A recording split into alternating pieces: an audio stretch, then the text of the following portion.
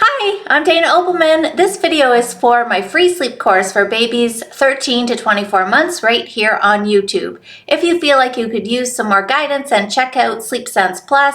The link is in the description below.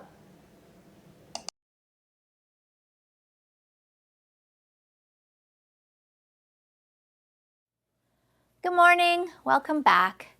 I hope you had a decent night 8. Today I want to talk about some things for the future that I want you to keep in mind or keep an eye out for. And one is developmental milestones. Developmental milestones are any of those little surges in development. Learning to roll was probably the first one that showed up. Learning to sit up on their own, learning to crawl, learning to stand and walk. All those wonderful, exciting things that happen in the first couple of years of a child's life. The only problem with them is that they almost always cause a sleep regression. It's almost like the body is biologically designed to practice a skill until a certain level of mastery has set in. So I can remember my son getting more and more frustrated with himself, really, because he would stand up in his crib and then he wouldn't be able to get himself back down again.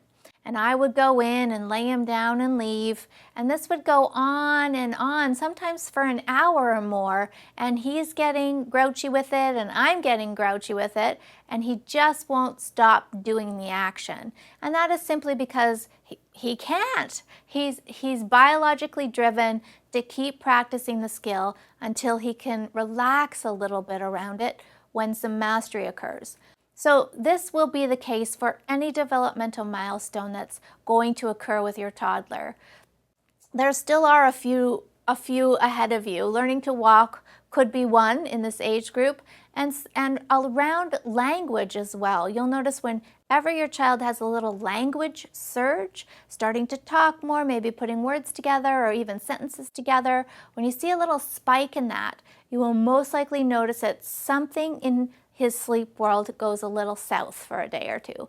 Sometimes it's nap times, and sometimes it shows up in the middle of the night.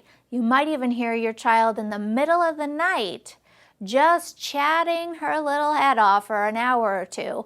And you might be wondering, is this okay? What's going on? Should I intervene in any way?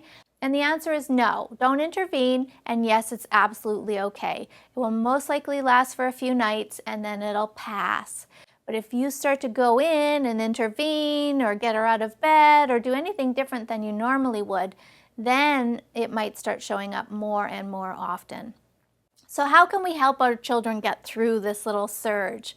Well, the best thing to do is practice as much as you can during the day.